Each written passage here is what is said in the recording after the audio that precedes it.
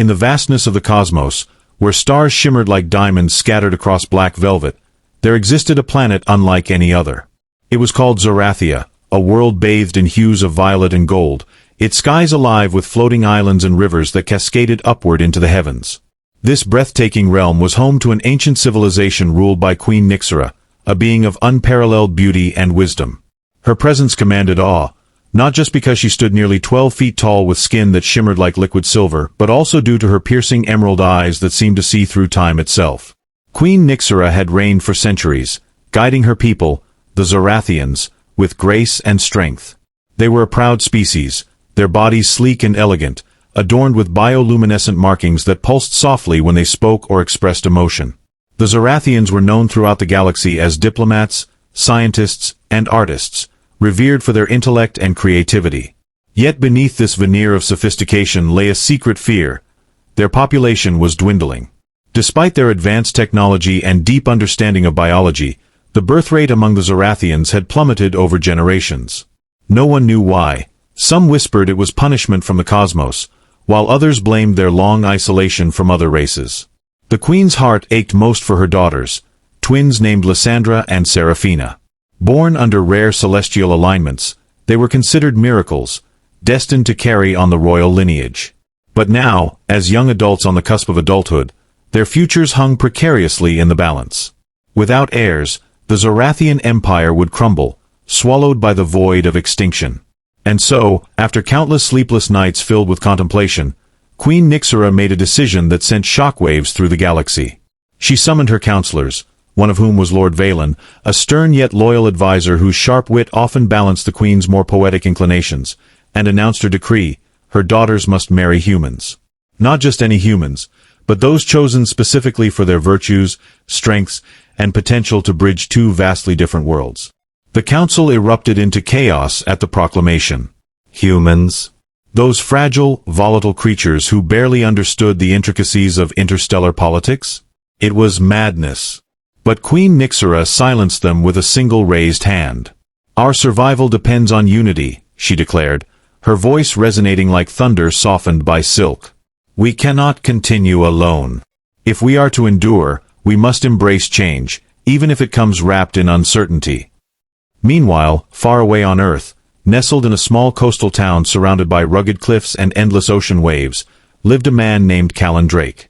He wasn't extraordinary by human standards. He worked as a marine biologist, spending his days studying sea life and dreaming of adventures beyond the horizon. Kalen's life was simple, predictable even, until the day he received an invitation written in shimmering ink on parchment that smelled faintly of starlight. It read, "You have been selected to journey to Zorathia, where destiny awaits. Bring courage, curiosity, and an open heart." Beneath the message was a seal embossed with symbols resembling constellations. At first, Kalen thought it was some elaborate prank orchestrated by his eccentric colleague, Dr. Meera Patel, who had a penchant for practical jokes. But when a sleek spacecraft descended silently onto the beach outside his lab late one evening, hovering like a metallic bird of prey, doubt gave way to disbelief, and then wonder. Standing beside him as the ship's ramp lowered was none other than Captain Arden Vale, a grizzled veteran of intergalactic diplomacy tasked with escorting Kalen to Zorathia. Arden's scarred face and gravelly voice hinted at a lifetime of battles fought and treaties negotiated, yet there was kindness in his gaze as he extended a hand toward Kalen. "Welcome aboard, son. You're about to step into something bigger than yourself." Back on Zorathia, Princess Lysandra paced nervously in the grand hall of the palace, her glowing markings flickering erratically with every anxious thought. Unlike her sister Seraphina, who radiated calm confidence, Lysandra struggled with the idea of marrying a human. To her, humans were enigmas, fragile beings prone to reckless emotions and fleeting passions. How could such a union possibly work? Seraphina, ever the optimist, tried to soothe her twin. "Mother wouldn't have done this without reason," she said gently, placing a reassuring hand on Lysandra's shoulder. "Perhaps these humans hold qualities we've forgotten, or never dared to explore." Before Lysandra could respond, the doors to the hall burst open, revealing a procession led by Queen Nyxera herself. Behind her trailed several attendants carrying ornate boxes filled with ceremonial garments and jewels. "Prepare yourselves, my dears," the queen said, her tone both commanding and tender. Your future begins tonight. As preparations unfolded, tension simmered beneath the surface. Some courtiers whispered disapproval, while others speculated wildly about what kind of man would dare accept such a monumental responsibility. Little did anyone know, the answer was already hurtling through space, unaware of the storm awaiting him. When Kalen finally arrived on Zorathia, stepping off the spacecraft onto gleaming crystalline platforms that reflected the swirling colors of the sky, he felt utterly overwhelmed. The air smelled sweet, like blooming flowers mixed with ozone, and the gravity was slightly lighter than Earth's, making each step feel almost buoyant. Towering spires of translucent material spiraled upward around him, pulsing faintly with inner light. It was as though he'd stepped into a dream. Captain Arden guided him toward the palace, explaining along the way the significance of the occasion. "You're not just here for a marriage proposal," Arden said gruffly, though his eyes twinkled with amusement. "You're here to represent humanity, to show these people that your kind can offer more than meets the eye." Kalen nodded, trying to absorb everything. His mind raced with questions. What qualities had they seen in him? Why him, out of all the billions of humans on Earth? And most importantly, how would he fare against whatever challenges awaited? Inside the palace, Kalen found himself standing before Queen Nyxera and her daughters. Time seemed to slow as he took in their ethereal beauty. Lysandra regarded him with wary skepticism, her luminous green eyes scanning him from head to toe as though searching for flaws. Seraphina, on the other hand, offered a warm smile, her posture relaxed and inviting. Queen Nyxera simply observed, her expression unreadable but undeniably regal. "Welcome, Kalen Drake," the queen said, her voice resonating like music. "You stand before us today as a symbol of hope, for your people and mine. Do you understand the weight of this moment?" Kalen swallowed hard, his throat dry despite the humid air. I think so, Your Majesty. I'll do my best." Lysandra snorted softly, earning a sharp glance from her mother. "Best might not be enough," she muttered under her breath, though Kalen caught it clearly. Queen Nyxera ignored the comment and gestured for Kalen to approach. "Come closer. Let us speak plainly." 4 hours, Kalen engaged in conversation with the royal family, answering questions about Earth, its culture, and his own life. He spoke passionately about the oceans he loved, the mysteries of marine ecosystems, and the resilience of humanity in the face of adversity. Slowly, he began to notice subtle shifts in their demeanor. Lysandra's skepticism softened slightly, replaced by curiosity. Seraphina's enthusiasm grew, her laughter ringing like bells whenever Kalen shared an amusing anecdote.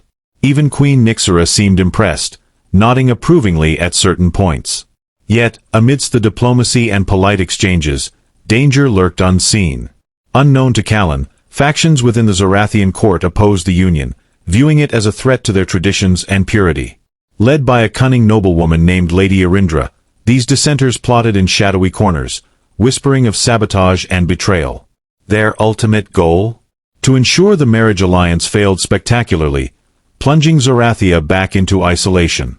Late one night, as Kalen wandered the palace gardens, a breathtaking expanse of glowing flora and cascading waterfalls, he stumbled upon Lysandra sitting alone by a reflective pool. She looked up sharply as he approached, her bioluminescent markings flaring briefly in surprise. "You shouldn't be here," she said curtly, though her tone lacked genuine hostility. "I couldn't sleep," Kalen admitted, seating himself cautiously beside her. "These gardens remind me of coral reefs back home. Beautiful, yet alien." Lysandra studied him for a moment, her guard lowering slightly. "Do you truly believe this will work? A human and a Zorathian?" Kalen hesitated, choosing his words carefully. "I don't know, but I believe in trying. Isn't that worth something?" Her lips twitched, almost forming a smile. For the first time, Kalen glimpsed vulnerability beneath her armor of skepticism. Perhaps, he thought, there was hope after all.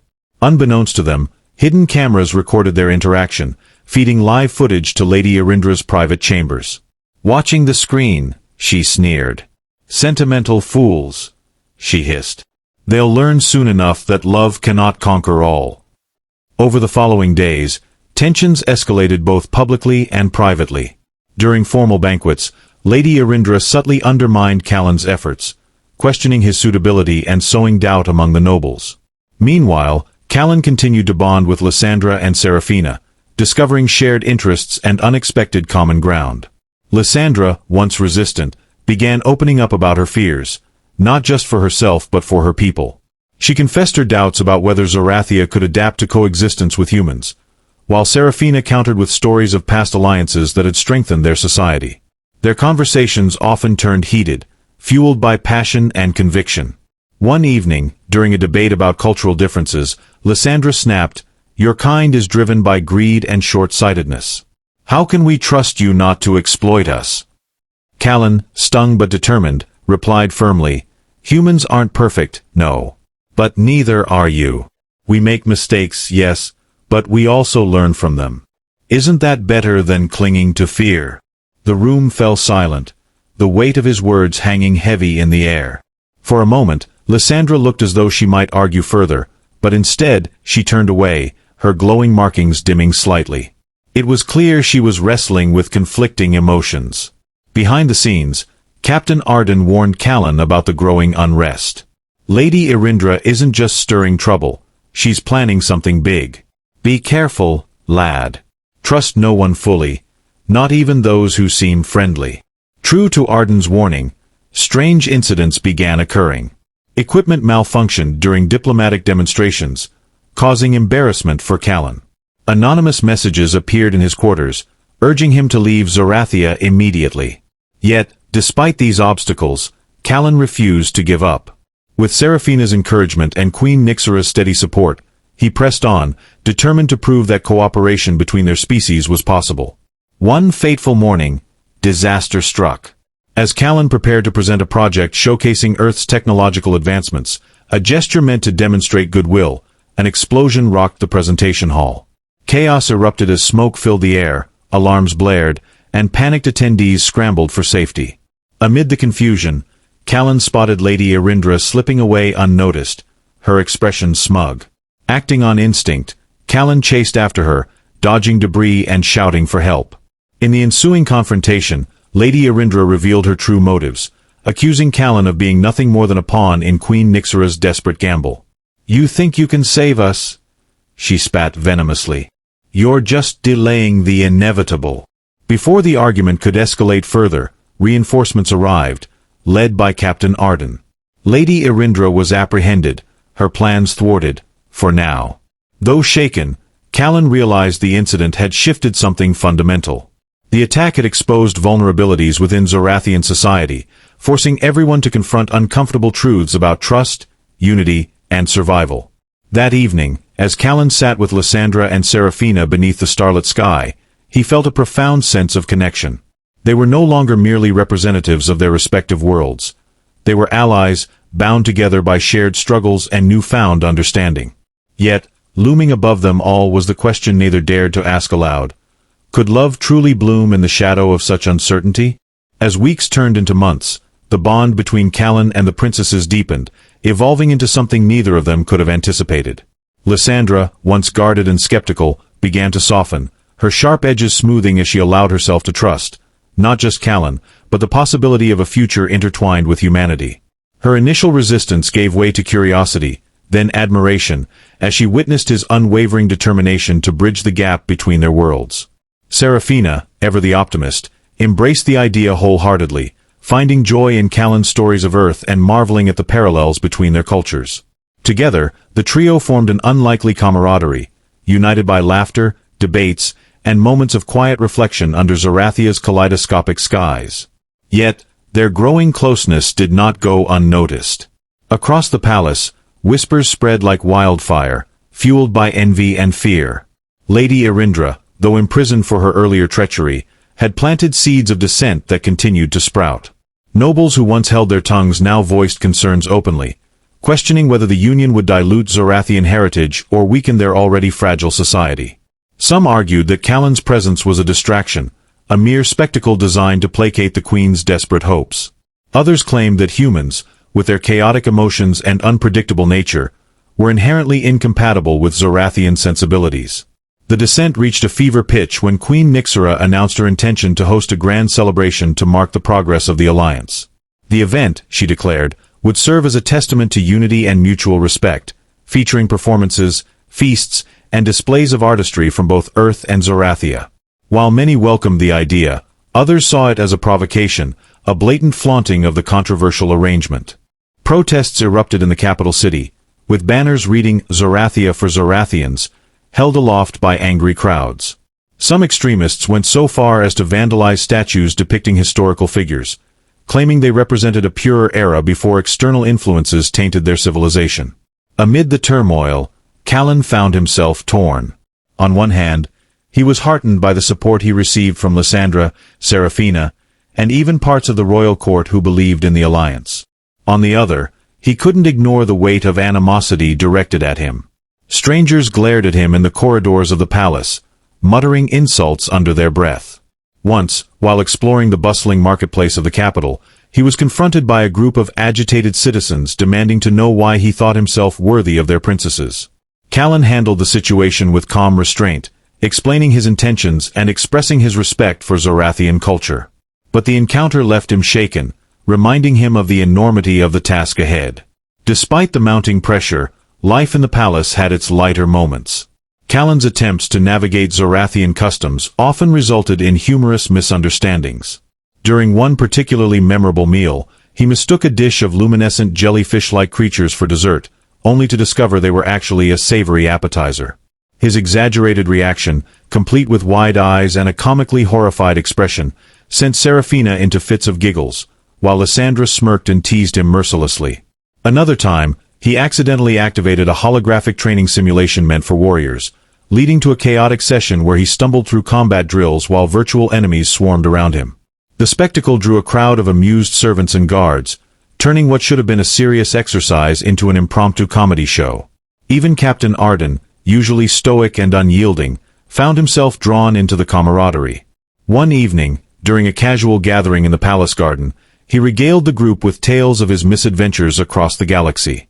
His story about a diplomatic mission gone awry due to a mistranslated greeting left everyone in stitches, especially when he mimicked the alien ambassador's indignant squawks. For a brief moment, the weight of their responsibilities lifted, replaced by shared joy and camaraderie. However, not all interactions were light-hearted. Lysandra, still grappling with her internal conflict, occasionally lashed out at Kalen, her frustration manifesting in biting remarks or cold silences. Once, during a heated discussion about governance, she accused him of romanticizing Zorathian society, claiming he couldn't possibly understand its complexities. Kalen, stung but unwilling to retreat, challenged her to explain what she truly feared. The resulting argument lasted hours, leaving both of them exhausted but oddly closer, as if the exchange had stripped away another layer of pretense. Through it all, Queen Nixera remained a steadfast figure, her resolve unwavering despite the rising tide of opposition. She addressed the protests with measured speeches, appealing to her people's sense of duty and vision for the future.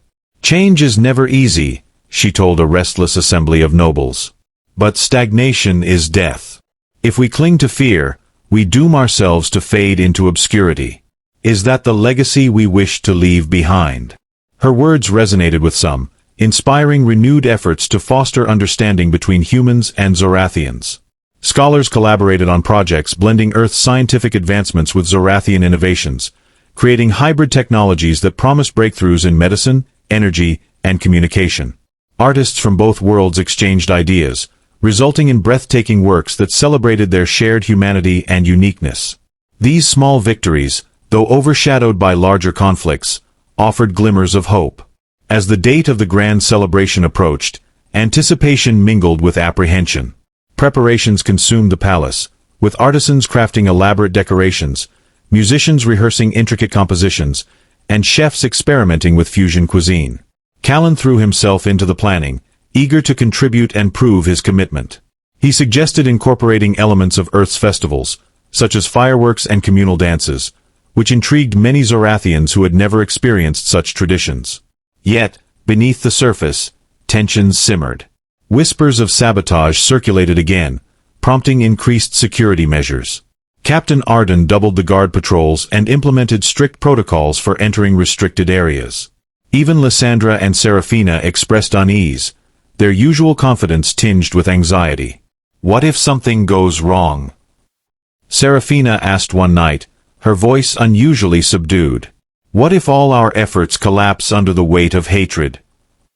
Kalen reached out, placing a reassuring hand on hers. Then we rebuild. Together. His words, simple yet resolute, seemed to steady her. Lysandra, watching from the shadows, felt a pang of something unfamiliar. Perhaps pride, perhaps hope. Whatever it was, it lingered, a quiet spark amid the storm. On the eve of the celebration, as the palace buzzed with final preparations, Kalen stood alone on a balcony overlooking the city. Below, lights twinkled like stars reflected in a vast ocean, a reminder of the beauty and fragility of the world he had come to care for. He thought of Earth, of the friends and colleagues he had left behind, and wondered if they would recognize the person he had become. More importantly, he wondered if he recognized himself. "Are you ready?" a soft voice asked behind him. Turning, he saw Lysandra, her glowing markings casting a gentle light in the darkness. "As ready as I'll ever be," he replied, offering a wry smile. "And you?" She hesitated, then nodded slowly. "I think so.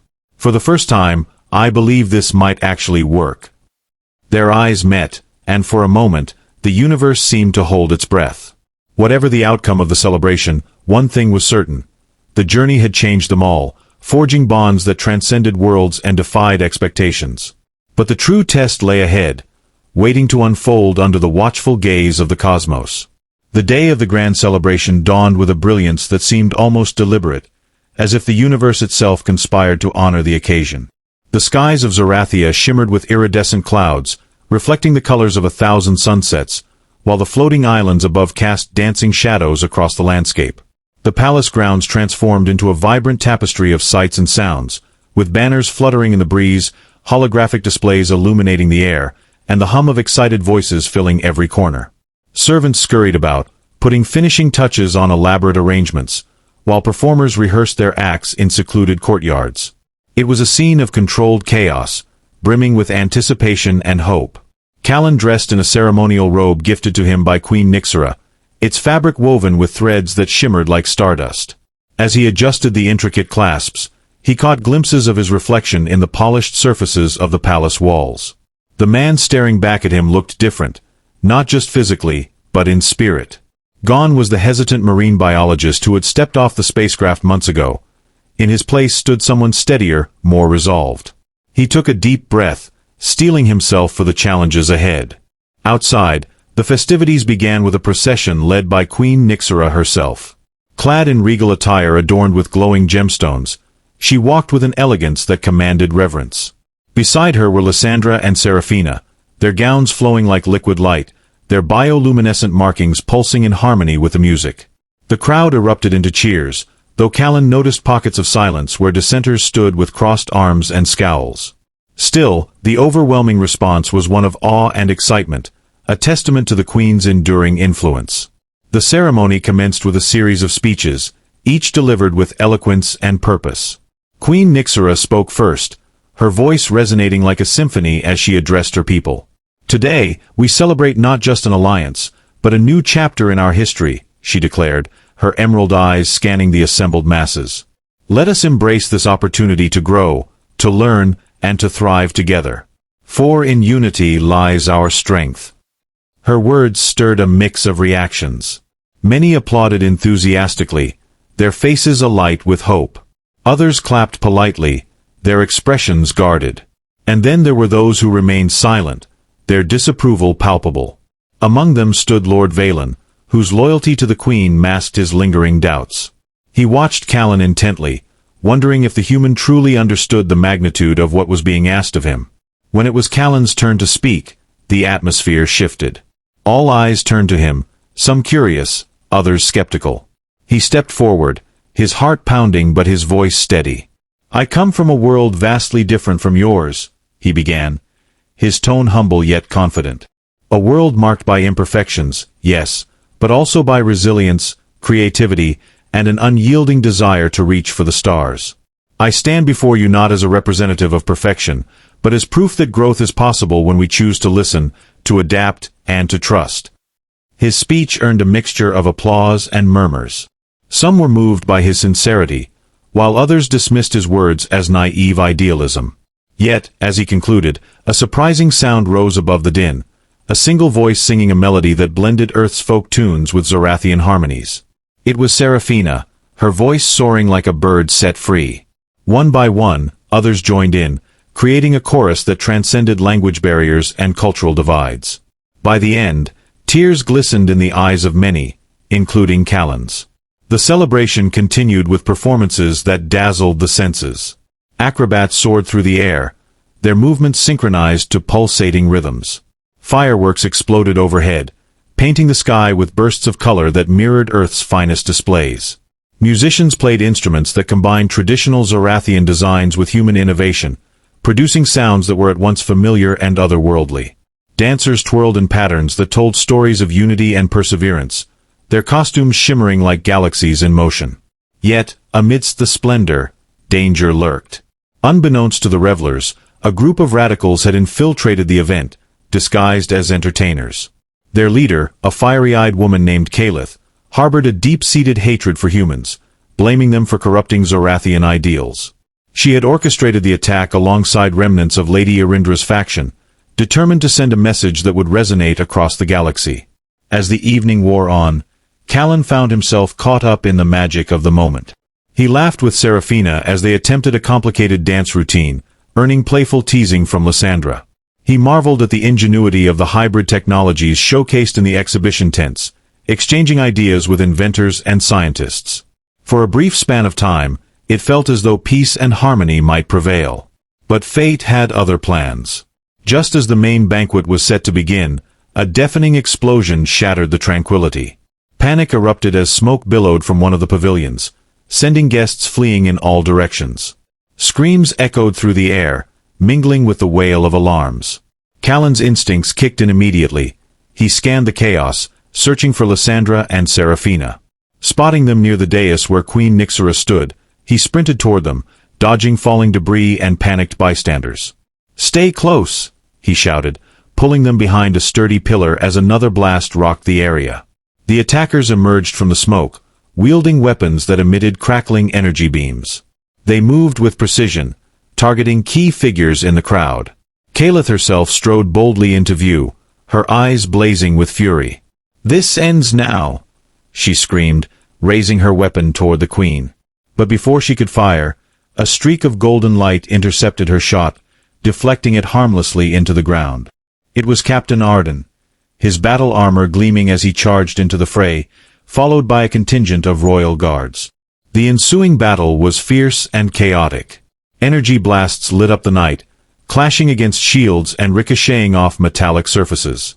Guests scrambled for cover, some helping the injured while others fled entirely. Through it all, Kalen remained focused, shielding Lysandra and Seraphina with his body as they navigated the perilous terrain. "We need to get to safety," he urged, his voice firm despite the turmoil. "No," Lysandra countered, her tone resolute. "We stay and fight. This is our home." Her determination ignited something in Kalen. Nodding, he grabbed a fallen staff from the ground, using it to parry an attacker's strike. Together, the trio fought side by side, their movements synchronized as if guided by an invisible force. Seraphina used her agility to disarm foes, while Lysandra's precision strikes took down adversaries with efficiency. Kalen, though inexperienced, relied on instinct and sheer willpower, holding his own against overwhelming odds. Meanwhile, Captain Arden engaged Kalen in a brutal duel. Sparks flew as their weapons clashed, each blow reverberating with raw power. "Your hatred blinds you," Arden roared, pressing his advantage. Kalen snarled in response, her attacks growing wilder as desperation set in. At last, reinforcements arrived, led by Lord Valen, who rallied the remaining guards to quell the uprising. Outnumbered and outmaneuvered, the attackers began to falter. Kalen, realizing defeat was imminent, unleashed a final, devastating blast aimed at the queen. But before it could strike, a figure leapt in front of Nyxera, absorbing the impact with a cry of pain. It was Lysandra. Time seemed to freeze as she crumpled to the ground, her glowing markings flickering weakly. Kalen rushed to her side, his hands trembling as he assessed her injuries. "No, no, no," he muttered, his voice breaking. Seraphina knelt beside him, tears streaming down her face as she called for medical assistance. Queen Nixera, her expression a mixture of anguish and resolve, stepped forward. "Enough," she commanded, her voice cutting through the noise like a blade. The remaining attackers froze, overwhelmed by the authority in her tone. "This violence ends here. Take them away." As order was restored, medics carried Lysandra to a nearby tent, working frantically to stabilize her. Kalen refused to leave her side, clutching her hand as if willing his strength into her. Seraphina paced anxiously nearby, her usual composure shattered. Outside, the once vibrant celebration lay in ruins, a stark reminder of the cost of division. When Lysandra finally opened her eyes, weak but alive, the relief was palpable. She managed a faint smile, squeezing Kalen's hand. "Guess I underestimated you," she whispered, her voice hoarse. "Maybe humans aren't so bad after all." Her words elicited a choked laugh from Kalen, who leaned down to kiss her forehead. "And maybe Zorathians aren't as intimidating as they seem." Though battered and bruised, the survivors gathered around, united by the ordeal. Queen Nixera addressed them once more, her voice steady despite the toll of the night. "Tonight, we faced darkness, but we stood together. Let this be a lesson. Fear and hatred cannot break us if we remain united." As dawn broke over Zorathia, casting golden light across the damaged landscape, a new resolve settled over the kingdom. The path forward would be fraught with challenges, but the seeds of understanding had taken root. And somewhere, amid the rubble and the hope, a fragile yet undeniable bond began to flourish, a promise of a future shaped by courage, compassion, and the belief that love could indeed conquer all. In the weeks following the attack, Zorathia began to heal. Lysandra recovered fully, her bravery earning her the respect and admiration of even the staunchest skeptics. The failed uprising served as a turning point, prompting many dissenters to reconsider their stance. Slowly but surely, trust between humans and Zorathians grew stronger. Kalen's unwavering dedication won over the hearts of the people, including Lord Valen, who admitted that perhaps humanity had more to offer than he'd once believed. Together, Kalen, Lysandra, and Seraphina worked tirelessly to strengthen the alliance, blending their cultures in ways that enriched both worlds. Queen Nixera watched with pride as her daughters embraced their destinies. Lysandra, now softer yet still fiercely intelligent, found herself falling deeply in love with Kalen, while Seraphina championed new initiatives to foster unity across the stars. On a radiant evening beneath Zorathia's shimmering skies, Kalen stood hand in hand with Lysandra as they exchanged vows, surrounded by friends, family, and a hopeful galaxy. Their union symbolized not just two beings coming together, but two civilizations choosing harmony over division. As fireworks painted the cosmos in dazzling hues, Queen Nixera raised a toast, to peace, to love, and to a brighter future for us all. And so, under the watchful gaze of the universe, a new era dawned, one filled with hope, laughter, and the promise of endless possibilities.